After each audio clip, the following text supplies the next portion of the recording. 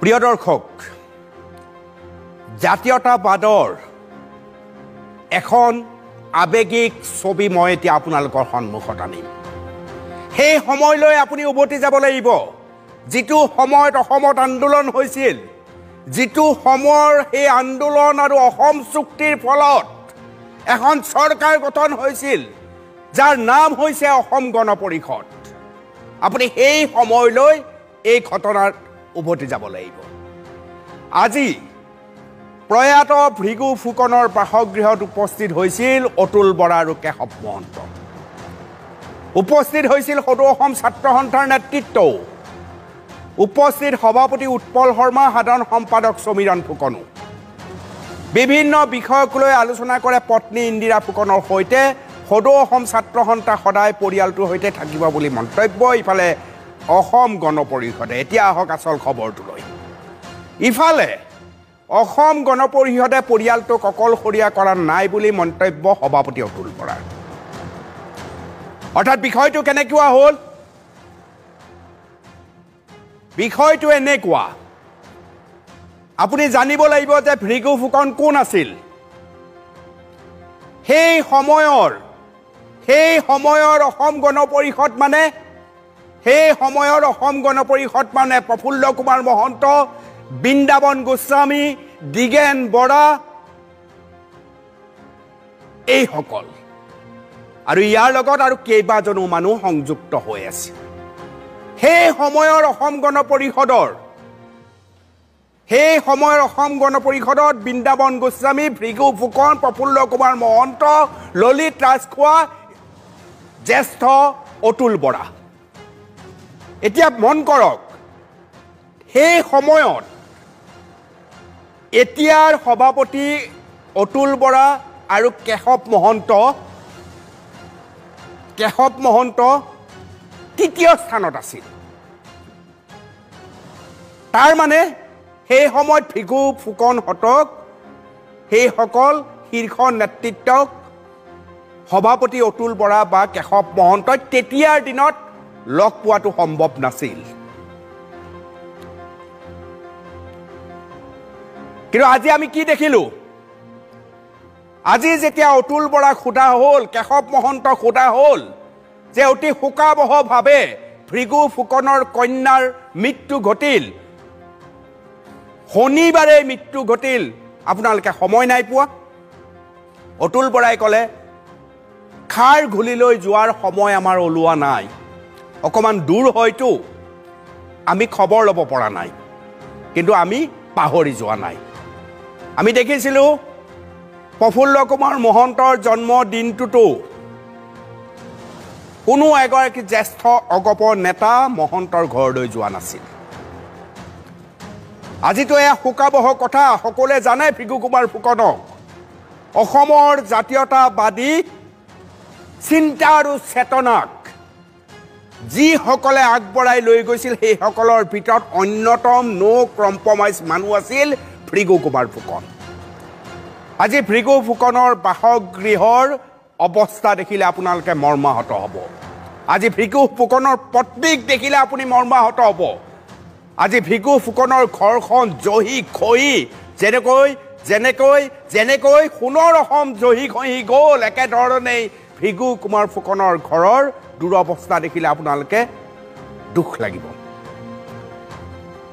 ভৃগু কুমাৰ ফুকনৰ পত্নীয়ে সদৌ অসম ছাত্ৰ সন্থাক দায়ী কৰা নাই, কিন্তু কৈছে যে এই অসম গণ পৰিষদৰ বাবে মোৰ পৰিয়ালটো সম্পূৰ্ণ নিশেষ হৈ গ'ল। এই জাতীয়তাবাদী, এই জাতীয় স্বাৰ্থ, এই আঞ্চলিকতাবাদৰ বাবেই মোৰ ঘৰখন উকা হৈ গ'ল। মই আপোনালোকক শুনোৱাব খুজিছোঁ ভৃগু কুমাৰ ফুকনৰ পত্নীৰ বিস্ফোৰক মন্তব্য আৰু অতুল বৰাৰ দায়হৰা মন্তব্য। সকলো শুনিব, শুনক।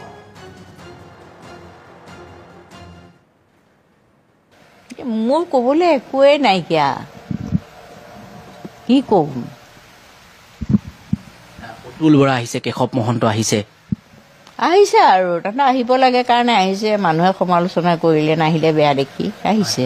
মোক এলাগী কৰা নহয়, ভিগুদাক দেখোন এলাগী কৰিলে গোটেই অসমৰ মানুহে। তোমালোক সৰু ল'ৰা সেইবোৰ নাজানা ভিগুদাক কেতিয়াবা এলাগী কৰিলে, সেইটো কাৰণে ইমানখিনি হ'লগৈ আৰু বিধ্বংস হ'ল। আৰু এতিয়া আৰু কিটো পায় ইয়াত। আচলতে উপাচাৰ্য দুটা ইণ্টাৰভিউত কৈছে যে আমাৰ ঘৰত এতিয়া মানুহ নাহে, আমাৰ ঘৰত এতিয়া মানুহ নাই। আগতে মোৰ দেউতা থাকোঁতে হাজাৰ হাজাৰ মানুহৰ সমাগম, এতিয়া মানুহ নাই। এইটো উপাচাৰ্য নিজে ক্ষোভ প্ৰকাশ কৰিছেই। সেই ক্ষোভ প্ৰকাশ কৰোঁতেতো কোনো অহা নাই। আজি কোন কোন আহিছে বাইদেউ? মই এইবিলাক মোৰ মনত নাথাকে, আহি থাকে গৈ থাকে মানুহ।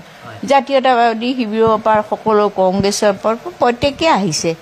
প্ৰত্যেকটো ৰাজনৈতিক দল, সংগঠন, সামাজিক সংগঠন সকলোৱে আহিছে। মই লৈ গৈছিলোঁ তাইক পঢ়ুৱাবলৈ বেংগলোৰত, পঢ়ুৱাই আনিলোঁ, ইয়াত ৰাখিলোঁ। আমি অকলশৰে আছিলোঁ, আমি দুজনী আছিলোঁ। তেতিয়া মানুহ নাছিলে, আমিয়ে আছিলোঁ। যি দিনটোত সদৌ অসম ছাত্ৰ সন্থাৰ সভাপতি আৰু সম্পাদকো আহিছে আপোনাৰ ঘৰটোত?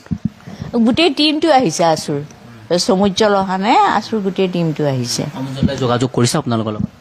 সমুজ্জ্বলে সেইদিনাখনেই ফোন কৰিছে। সমুজ্জ্বলৰ লগত মুনুমাইনাৰ খুব এটা ভাল সম্পৰ্ক আছিলে। আমাক মুনুমাইনাৰ কিবা দিগদাৰ হ'লে সমুজ্জ্বলৰ লগত কথা বতৰা পাতে। আগৰ পৰা মই ছিকিউৰিটি কনচাৰ্ণ নহয়, অসমৰ ৰাইজে আমাৰ ছিকিউৰিটি, অসমৰ ৰাইজে যিটো আমাক দিছে সুযোগ সুবিধা আৰু যিটো সন্মান অসমৰ ৰাইজে ভেগু ফুকন নাথাকোঁতেও যি দিলে, সেইটো মানে আমি নমস্কাৰ কৰিবলগীয়া। অসমৰ ৰাইজে আমি পাহাৰত নাই বুলি কোনো দিন আমাক মানে অকণমানো অসন্মান কৰা নাই, আমাক সন্মান কৰে। সাংঘাতিক সন্মান পাইছোঁ ৰাইজৰ পৰা। আমাৰ যে পাৱাৰ নাই, সেই বস্তুটো আমি কোনোদিন ফিল কৰা নাই, বৰঞ্চ পাইছোঁহে, বেছিহে পাইছোঁ বুলি ক'ব লাগিব। ৰাইজে আমাক যথেষ্ট মৰম কৰিছে। নাম হৈছে অলকা ফুকন। মানুহগৰাকীক আপোনালোকে আকৌ এবাৰ চাওক। মানুহগৰাকীক দেখিলে আপোনালোকে বুজিব, মানুহগৰাকী এতিয়া বাহ্যিক দৃষ্টিভংগীত জীৰ্ণশীৰ্ণ হৈ গৈছে।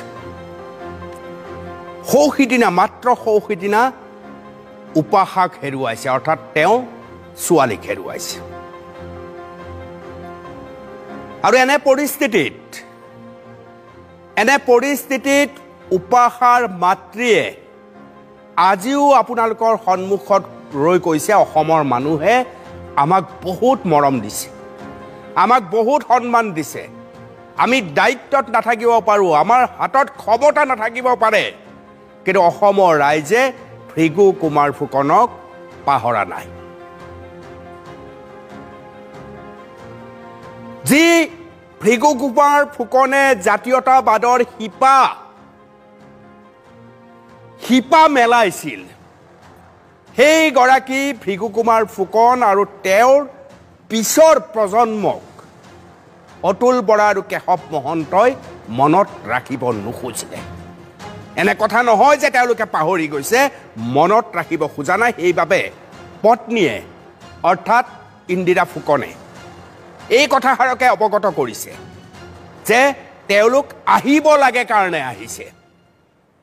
অসমৰ মানুহে তেওঁলোকক বেয়া পাব, সমালোচনা কৰিব, সেইবাবেহে মোৰ ঘৰলৈ খবৰ ল'বলৈ আহিছে। ইয়াৰ পূৰ্বে অতুল বৰা বা কেশৱ মহন্তই কোনো দিনে ভৃগু কুমাৰ ফুকনৰ পত্নীৰ ঘৰলৈ যোৱা নাই।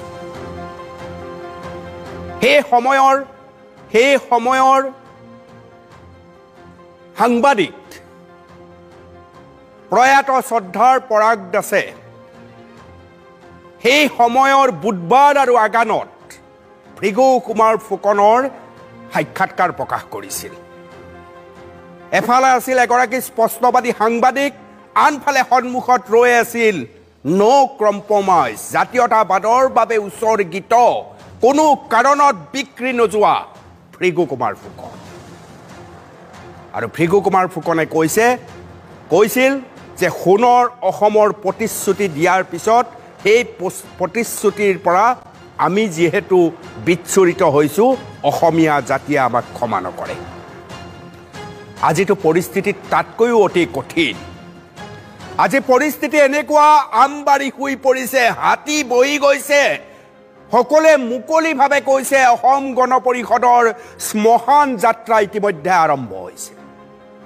এতিয়া অসম গণ পৰিষদ মানে অতুল বৰা আৰু কেশৱ মহন্তক মানুহে জানে। তৃণমূল পৰ্যায়ত কোনো ধৰণৰ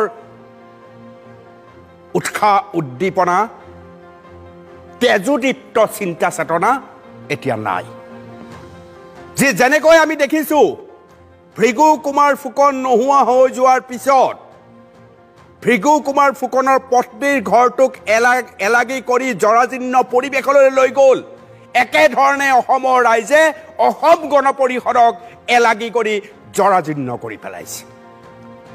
যি ভৃগু কুমাৰ ফুকনৰ ঘৰত উপাসা ফুকনৰ মৃত্যুৰ পিছত সেই সমগ্ৰ ঘৰখন এক প্ৰকাৰ ভাঙি ছিঙি শেষ হৈ গৈছে, ঠিক সেইদৰে অসমৰ জাতীয়তাবাদী শিবিৰে এতিয়া অসম গণ পৰিষদৰ নাম পাহৰি যাওঁ যাওঁ পৰিস্থিতিৰ সৃষ্টি হৈছে। ইয়াকে কয় যাৰ বাবে আপুনি যি কৰিব তাৰ ফল এনেকুৱাই পাব।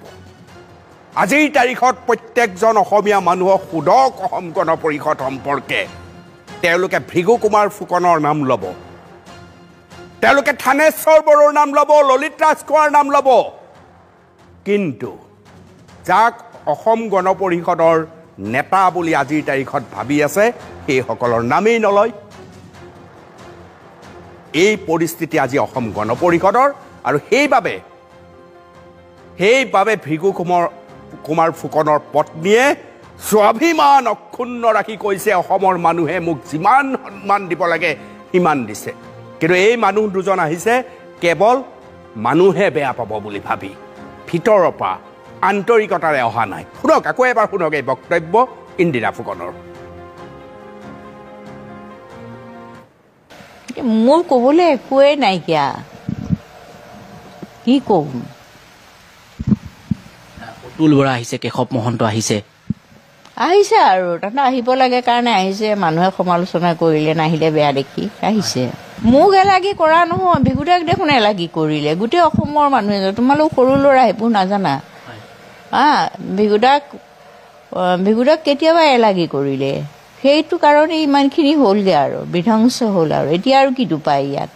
আচলতে উপাচাৰ্য দুটা ইণ্টাৰভিউত কৈছে যে আমাৰ ঘৰত এতিয়া মানুহ নাহে, আমাৰ ঘৰত এতিয়া মানুহ নাই। আগতে মোৰ দেউতা থাকোঁতে হাজাৰ হাজাৰ মানুহৰ সমাগম, এতিয়া মানুহ নাই। এইটো উপাচাৰ্য নিজে ক্ষোভ প্ৰকাশ কৰিছেই। সেই ক্ষোভ প্ৰকাশ কৰোঁতেতো কোনো অহা নাই। আজি কোন কোন আহিছে বাইদেউ? মই এইবিলাক মোৰ মনত নাথাকে, আহি থাকে গৈ থাকে মানুহ। জাতীয়তাবাদী শিবিৰৰ পৰা সকলো, কংগ্ৰেছৰ পৰা প্ৰত্যেকেই আহিছে। প্ৰত্যেকটো ৰাজনৈতিক দল, সংগঠন, সামাজিক সংগঠন সকলোৱে আহিছে। মই লৈ গৈছিলোঁ তাইক পঢ়ুৱাবলৈ বেংগলোৰত, পঢ়ুৱাই আনিলোঁ, ইয়াত ৰাখিলোঁ। আমি অকলশৰে আছিলোঁ, আমি দুজনী আছিলোঁ। তেতিয়া মানুহ নাছিলে, আমিয়ে আছিলোঁ। যি দিনটোত সদৌ অসম ছাত্ৰ সন্থাৰ সভাপতি আৰু সম্পাদকো আহিছে আপোনাৰ ঘৰটোত? গোটেই টীমটো আহিছে। আছুৰ সমুজ্জ্বল অহা নাই, আছুৰ গোটেই টীমটো আহিছে। যোগাযোগ কৰিছে আপোনালোকৰ লগত? সমুজ্জ্বলে সেইদিনাখনেই ফোন কৰিছে। সমুজ্জ্বলৰ লগত মুনুমাইনাৰ খুব এটা ভাল সম্পৰ্ক আছিলে। আমাক মুনুমাইনাৰ কিবা দিগদাৰ হ'লে সমুজ্জ্বলৰ লগত কথা বতৰা পাতে। আগৰ পৰা আমাৰ ছিকিউৰিটি কনচাৰ্ণ নহয়। অসমৰ ৰাইজে আমাৰ ছিকিউৰিটি, অসমৰ ৰাইজে যিটো আমাক দিছে সুযোগ সুবিধা আৰু যিটো সন্মান অসমৰ ৰাইজে ভৃগু ফুকন নাথাকোঁতেও যি দিলে, সেইটো মানে আমি নমস্কাৰ কৰিবলগীয়া। অসমৰ ৰাইজে আমি পাহাৰত নাই বুলি কোনো দিন আমাক মানে অকণমানো অসন্মান কৰা নাই, আমাক সন্মান কৰে। সাংঘাতিক সন্মান পাইছোঁ ৰাইজৰ পৰা।